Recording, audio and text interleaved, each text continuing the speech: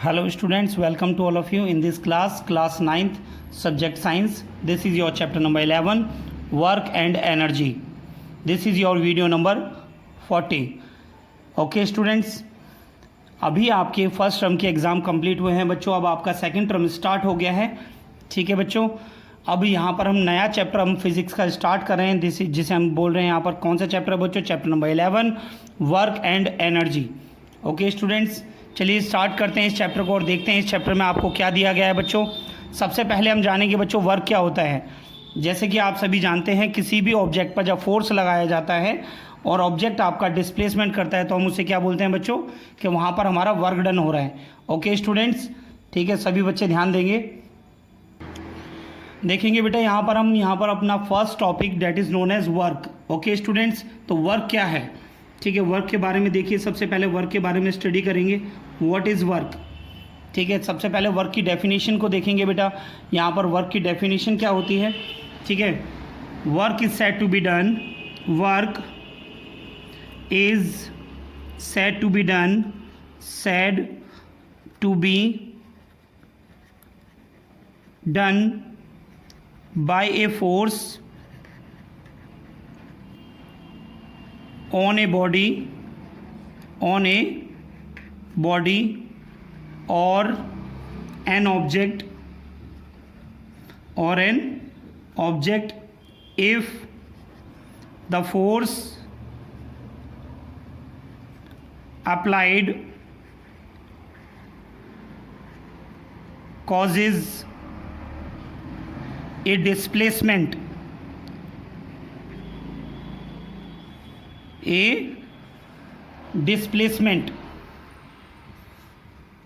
on the object in the object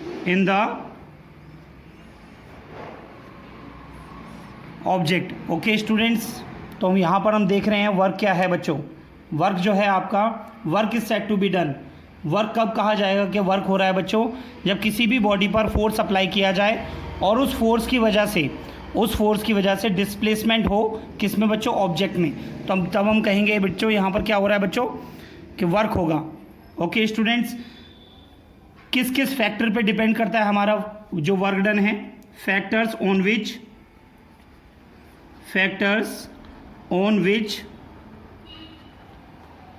work done depends. Work done किस किस पर depend करता है बच्चों, ये हम यहाँ पर सीखेंगे. ओके स्टूडेंट्स, तो सभी बच्चे देख रहे हैं इसे. ठीक है, नंबर फर्स्ट है आपका, the magnitude of applied force. The magnitude of applied force यानी बच्चों जो भी आपका जितना हम फोर्स अप्लाई करेंगे तो फोर्स पर डिपेंड करता है हमारा वर्क डन. अगर फोर्स अप्लाई नहीं होगा तो किसी भी ऑब्जेक्ट पर तो वर्क डन नहीं होगा. ओके स्टूडेंट्स, जैसे कि आप देख रहे हैं किसी भी ऑब्जेक्ट को वन प्लेस से सेकंड प्लेस पे ले जाने के लिए हमें क्या लगाना पड़ता है बच्चों? ऑब्जेक्ट पर फोर्स लगाना होता है. Okay students, number second point है बच्चों आपका, the distance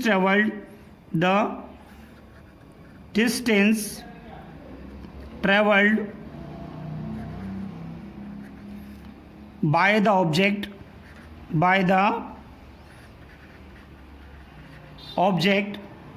on application of force.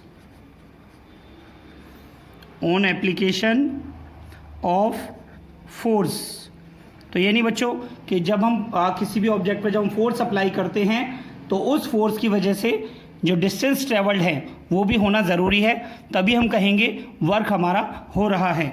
Okay students, तो हम यहाँ पर लिख सकते हैं इसे, work done depends on the displacement और distance travelled. Work done depends on the force. This is your equation 1 and this is your equation 2. दोनों इक्वेशन से हम देख रहे हैं बच्चों यहाँ से W is equal to W directly proportional to force into displacement. Okay student, तो आपका फॉर्मूला क्या आया था? W is equal to F into S. तो ये वर्क का आपका फॉर्मूला है. तो सभी बच्चे ध्यान रखेंगे, वर्क डन का फॉर्मूला क्या होता है, force into distance travelled, force into distance travelled. ठीक है बच्चों, तो यहाँ पर जो F है that is known as force and S for distance travelled, distance travelled. Okay students, तो सभी बच्चे इसे नोट करिए इसे। नेक्स्ट पॉइंट है बच्चों आपका work done by A constant force, work done by A constant force. तो नंबर फर्स्ट पॉइंट पे हम देखेंगे यहाँ पे हम बच्चों इसमें कि work done when A constant force is applied in horizontal direction,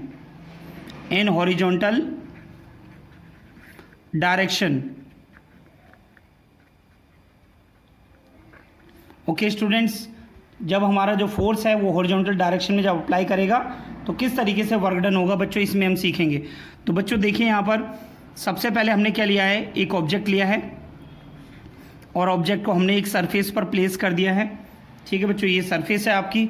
ठीक है, ऑब्जेक्ट हमारा ए पॉइंट पे रखा हुआ है। कहाँ रखा हुआ है बच्चों, ए पॉइंट पे रखा हुआ है। जब हम ऑब्जेक्ट पर जब हम फोर्स अप्लाई करते हैं that is known as F, जब हम फोर्स अप्लाई करेंगे तो ऑब्जेक्ट हमारा डिस्प्लेस होकर एक पॉइंट से दूसरे पॉइंट पर आ जाता है। ठीक है स्टूडेंट्स, किसकी वजह से बच्चों, फोर्स की वजह से ए पॉइंट से बी पॉइंट पर आ जाता है। ठीक है, तो यहाँ पर फोर्स लगाने से डिस्प्लेसमेंट हुआ, तो बच्चों इसे हम क्या बोलेंगे कि यहाँ पर हमारा वर्क डन हो रहा है। क्या हो रहा है बच्चों, work done. Force W is equal to work done is equal to force into displacement, force into displacement. समझ में आ रहा है सभी को बेटा ये? ठीक है, तो हम इसे कैसे कहेंगे बेटा, work is said to be done, work is said to be done, said to be done by a force acting on the object,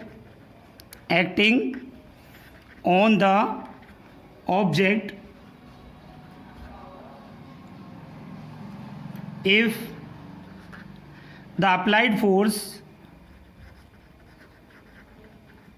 the applied force causes displacement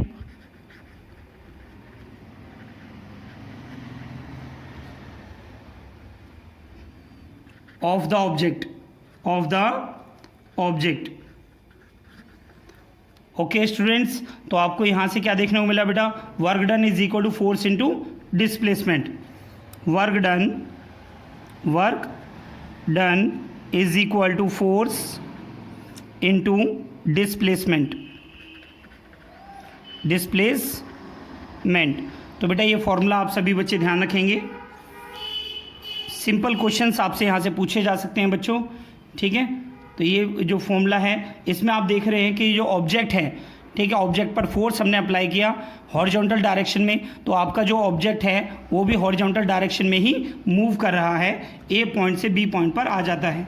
okay students, ठीक है, नेक्स्ट पॉइंट हम देखेंगे बच्चों। यहाँ पर सबसे पहले हम देखेंगे ये पॉइंट, देखिए व्हाट इज़ द, ये जो क्वांटिटी है वर्क डन है, वर्क डन हमारी कैसी क्वांटिटी होती है बच्चों, work is an scalar quantity, work is an scalar quantity. सभी बच्चे ध्यान रखेंगे। एक पॉइंट और हम आपको बताए थे बेटा, दो वेक्टर क्वांटिटी मिलकर हमारी स्केलर क्वांटिटी बनाती हैं। फोर्स हमारी वेक्टर क्वांटिटी है, डिस्प्लेसमेंट भी हमारी वेक्टर क्वांटिटी है। ठीक है, दो वेक्टर क्वांटिटी मिलकर हमारी कैसी क्वांटिटी बनाती हैं बच्चों, स्केलर क्वांटिटी बनाती हैं। ठीक है बच्चों, work is an scalar quantity. Next point देखेंगे बेटा यहाँ पे, unit of work, unit of work, what is the ऐसा यूनिट ऑफ वर्क, बेटा आपने पहले भी क्लासेस में पढ़ा हुआ है, रिमाइंड करिए बेटा क्या होती है ऐसा यूनिट वर्क की, यस जूल होती है बच्चों। क्या होती है बच्चों, जूल। तो यहाँ पे लिखेंगे SI unit of work is joule, SI unit of work is joule. Clear है स्टूडेंट्स। तो आपसे एग्जाम में बेटा ये भी पूछा जा सकता है, what is 1 joule, what is 1 joule, 1 joule क्या है। तो बेटा 1 जूल को डिफाइन करने के लिए आप क्या करेंगे, when F is equal to 1 newton, force हमारा 1 न्यूटन का लगा हो, and displacement is equal to 1 metre, displacement आपका 1 मीटर हो, देन आप क्या देख रहे हैं बेटा, W is equal to F into S. ठीक है, तो ये कितना हो जाएगा, W इज इक्वल टू आपका हो जाएगा 1 न्यूटन इंटू 1 मीटर। तो बेटा आपका कितना आ गया, 1 joule is equal to 1 newton metre. Okay students, तो सभी बच्चे ध्यान रखेंगे, 1 न्यूटन मीटर को हम क्या बोलते हैं बच्चों, जूल कहते हैं। ओके स्टूडेंट, सभी बच्चे नोट करिए बेटा इसे। वर्क के फॉर्मूले पर बच्चों अब हम एक न्यूमेरिकल करके देखेंगे। यहाँ से एक न्यूमेरिकल हम आपको देते हैं और इसे समझाते हैं बच्चों किस तरीके से आपको इन न्यूमेरिकल्स को सॉल्व करना है। ठीक है बच्चों, क्वेश्चन नंबर 1, क्वेश्चन नंबर 1 हम आपको दे रहे हैं, ए constant force, A constant force of 8 Newton, 8 Newton. बच्चों न्यूटन किसकी यूनिट होती है, फोर्स की। तो सभी बच्चे ध्यान रखेंगे, जहां पर आपको न्यूटन गिवन आए तो आप समझ जाएंगे कि ये आपको फोर्स गिवन है। क्लियर है बच्चों, ए constant force of 8 newton acting on an object, on an object and object displaces, object displaces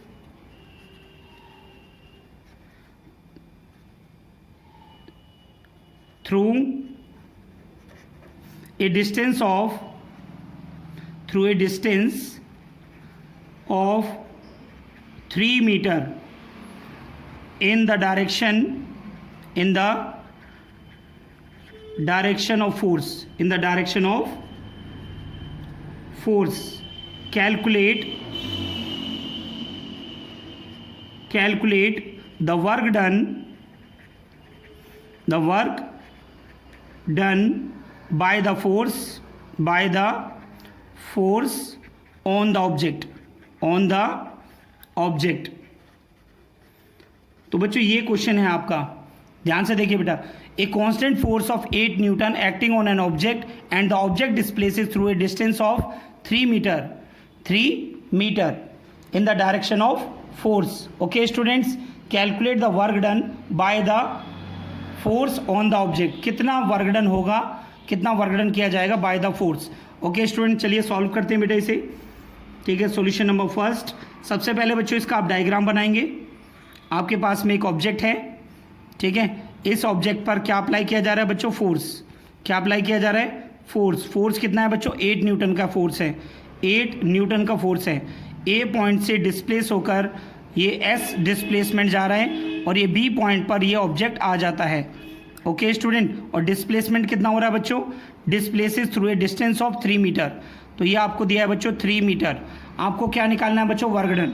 तो सबसे पहले वही लिखेंगे यहाँ पर जो मैंने फॉर्मूला आपको बताया है, we no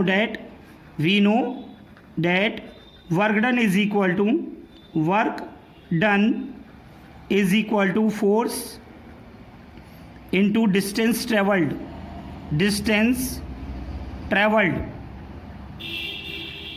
okay student, distance travelled और डिस्प्लेसमेंट बच्चों एक ही बात है। Distance travelled in the force of direction, in the force of direction, जिस डायरेक्शन में फोर्स अप्लाई हो रहा है उसी डायरेक्शन में डिस्प्लेसमेंट होगा, उसे हम वर्क डन के लिए लेते हैं। तो बच्चों कितना आ जाएगा, W is equal to force into displacement. तो W इज इक्वल टू कितना आ जाएगा बेटा, फोर्स आपको कितना गिवन है 8 न्यूटन, डिस्प्लेसमेंट कितना हो रहा है बच्चों 3 मीटर। तो आपका कितना आंसर आ गया बेटा, 8 into 3। W is equal to आ जाएगा बच्चों आपका 24 newton metre, newton metre. Okay students, तो हम यहाँ पर क्या देख रहे हैं बच्चों, इसको हम क्या लिख सकते हैं, work done is equal to 24 joule. ठीक है बच्चों, तो इसे आप इस तरीके से आप इसे सॉल्व करेंगे। ठीक है बच्चों, तो ये आपका क्या आ गया बच्चों, यहाँ से आपका वर्क डन आ गया। ठीक है, तो वर्क डन आपका कितना आ गया बच्चों, 24 जूल। ठीक है स्टूडेंट्स, तो यहाँ पर हम लास्ट में लिखेंगे hence the work done, hence the work done, the work done by the force will be 24 joule. Okay students, तो इस तरीके के सिंपल क्वेश्चंस भी आपसे पूछे जा सकते हैं बच्चों। ये आपका 1 मार्क्स में भी क्वेश्चन आ सकता है, जिसमें आपको फोर्स और डिस्प्लेसमेंट गिवन होगा और आपको वर्क डन निकालना होगा। इसका अपोजिट भी आपसे पूछा जा सकता है बच्चों, वर्क डन आपको गिवन हो सकता है।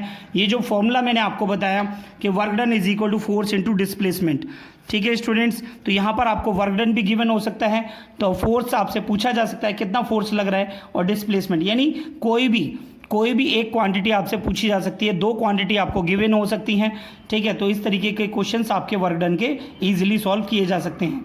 ओके स्टूडेंट, सभी स्टूडेंट अभी को अपनी कॉपी में इन्हें नोट कर लीजिए। नेक्स्ट क्वेश्चन देख सकते हैं बच्चों आपकी स्क्रीन पर। नेक्स्ट क्वेश्चन मैंने आपको दिखाया, इसे सॉल्व करते हैं बच्चों। इन विच केस, इनमें से किस केस में work done is more, work done ज़्यादा होगा। Number first, A force of 7 newton displacing a wooden block through 1.5 meter in the direction of force. Number second है a force of 6 Newton displacing the same block through a 2 meter in the direction of force. ठीक है students, तो इस question को solve करने के लिए सबसे पहले क्या करेंगे बच्चों, दोनों केसेस को आप डायग्राम बना के सॉल्व करेंगे। Okay student, solution number 2। देखिए स्टूडेंट, सबसे पहले आपको जो ब्लॉक है ये ड्रॉ करना है, सिंपल सा डायग्राम जैसे कि मैं आपको सिखा रहा हूँ इसमें, ठीक है। ये आपका ए पोजीशन पे है, ए से बी पोजीशन पे आ रहा है। किस वजह से आया बच्चों, इस पर फोर्स अप्लाई किया जा रहा है। क्या अप्लाई किया जा रहा है, फोर्स। और फोर्स आपका कितना है बच्चों, 7 न्यूटन का।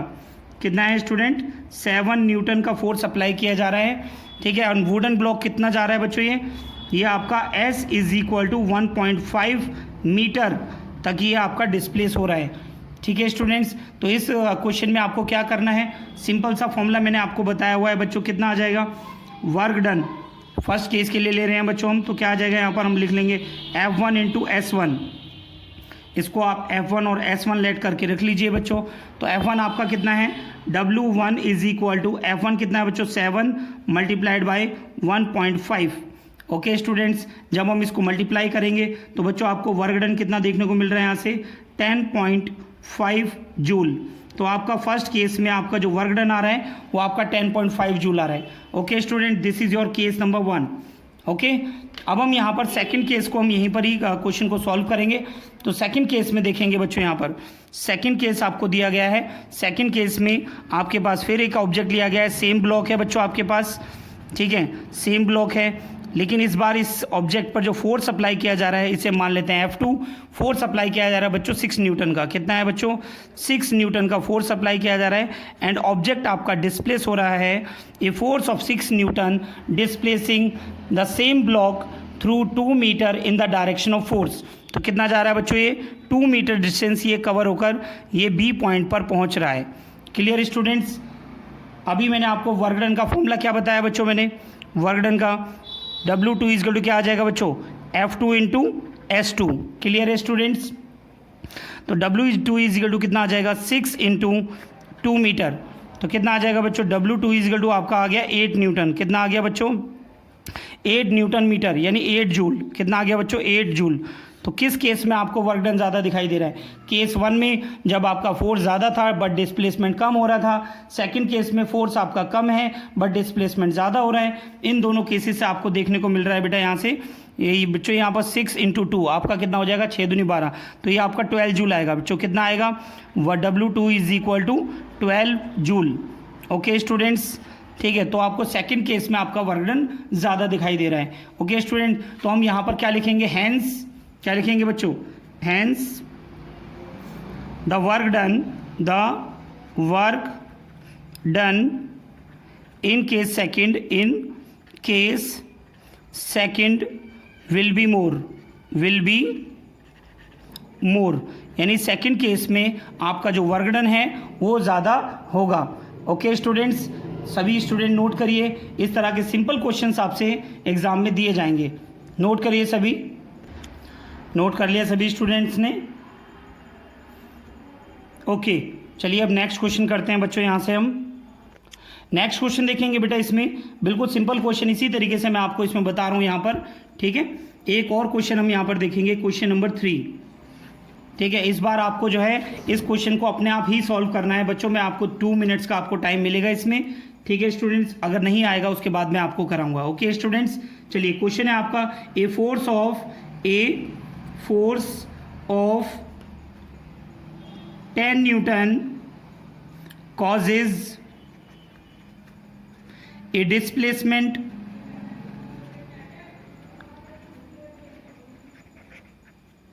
of 2 meter in a body. Okay students, a force of 10 Newton causes a displacement of 2 meter in a body in the direction of force. In the direction of force, यानी जो force की direction है उसी direction में क्या हो रहा है बच्चों, डिस्प्लेसमेंट हो रहा है। ठीक है, कैलकुलेट द वर्क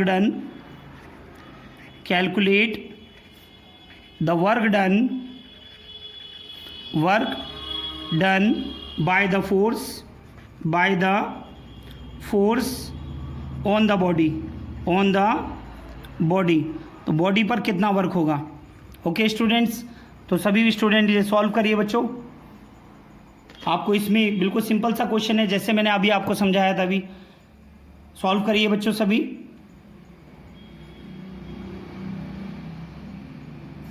सबसे पहले आप गिवन डेट लिखा करिए, डायग्राम बनाने की कोशिश करिए। क्या आपको गिवन है, फॉर्मूला मैंने आपको बताया बच्चों। वर्क डन के लिए क्या फॉर्मूला लेना है आपको, work done is equal to force into displacement. Solve हुआ बच्चों।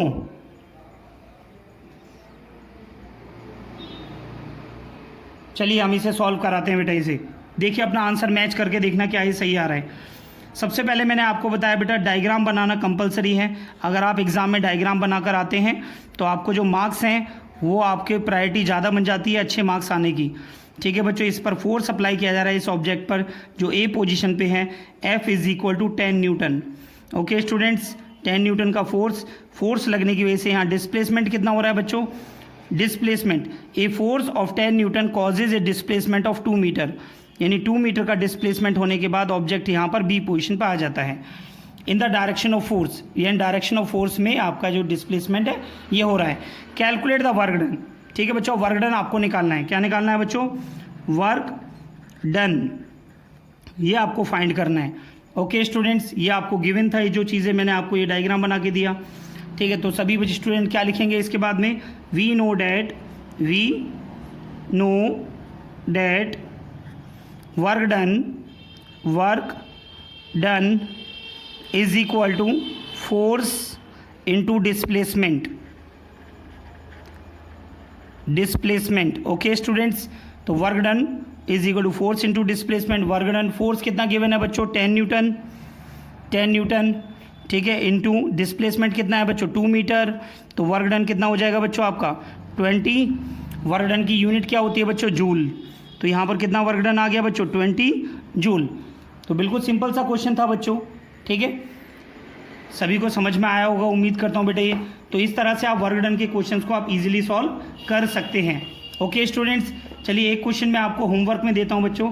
ये क्वेश्चन आपको जो है अपने आप अपनी कॉपी में सॉल्व करके लिखना है बच्चों ये। ठीक है, और हमें सेंड करना है। ओके स्टूडेंट्स, चलिए ये होमवर्क क्वेश्चन है आपका। होमवर्क क्वेश्चन है बच्चों आपका ये। ठीक है, क्वेश्चन नंबर 1 है बच्चों आपका ये। ए force of 100 Newton act through a distance of 10 meter calculate the work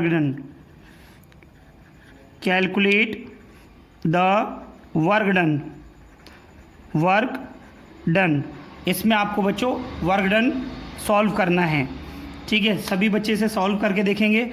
ठीक है स्टूडेंट्स, जो आपका आंसर आना चाहिए वो आंसर यहाँ से मैच कर लेंगे आप सभी। 1000 जूल आएगा बच्चों आंसर। वर्क डन की यूनिट जो होती है 1000 होती है, वर्क डन की यूनिट क्या होती है बच्चों, जूल होती है। इसका आंसर आपका 1000 जूल आएगा। ठीक है, सभी बच्चे अपनी कॉपी में इसे सॉल्व करेंगे और हमें सेंड करेंगे।